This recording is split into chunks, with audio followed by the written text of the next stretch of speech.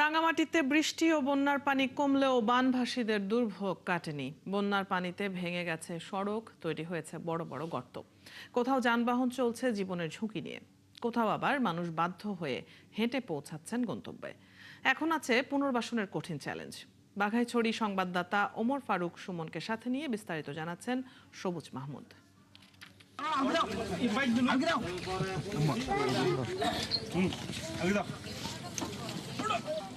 এটি রাঙ্গামাটি বাঘাইছড়ির এ ব্লক এলাকা। বন্যার পানিতে ভেঙে যাওয়া রাস্তা পার হতে গিয়ে মোটরসাইকেল নিয়ে গর্তে পড়ে যায় এক আরোহী।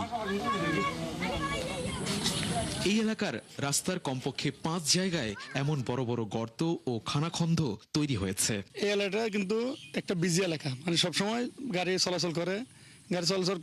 এখন বর্তমানে গাড়ি বন্ধ, সম্পূর্ণ বন্ধ। পানি বর্ষণের কারণেই আমাদের এই রাস্তাঘাট ভেঙে একেবারেই যাতায়াত রাস্তা ব্যবস্থা ধ্বংস হয়ে গেছে।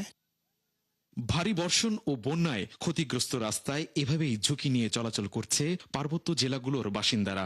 এখন আবার হাঁটতে হবে, আমাদের হাঁটতে হয়, কষ্ট হ্যাঁ, এই জন্য কি করব, আমাদের তো আর করার কিছু নেই। দিঘিনালা, লাখাগড়াছড়ি, রাঙ্গামাটি, লংগদু বিভিন্ন উপজেলা থেকে মানুষজন আসা যাওয়া করে।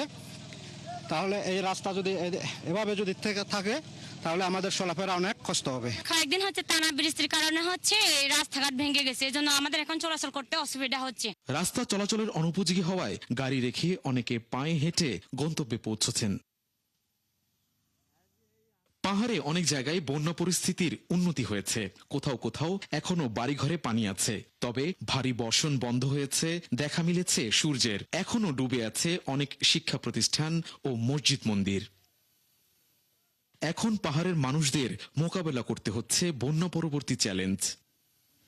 পার্বত্য অঞ্চলে বন্যার পানি অনেকটা নেমে গেলেও রেখে গেছে অনেক ক্ষত। এই রাস্তার মতো পাহাড়ের অনেক রাস্তা ভেঙে তৈরি হয়েছে চরম জনদুর্ভোগ।